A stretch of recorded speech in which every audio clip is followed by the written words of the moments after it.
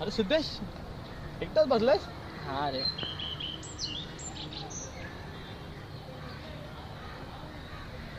अरे काय झालं, बोल ना. सूरज, हा, मला ना एक प्रश्न पडलाय. उचल.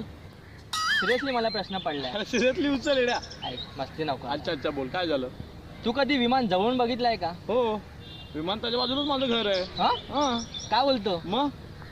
मग ते किती मोठं असतं? अरे विमान मोठं असतं, खूप खूप माणसं बसतात त्यामध्ये. हा, हा, एवढं मोठं विमान मध्ये रंगवत कसं असतील? अरे ते आकाशात जातं ना, हा, तेव्हा ते छोटं होतं, तेव्हा ते रंग होतात.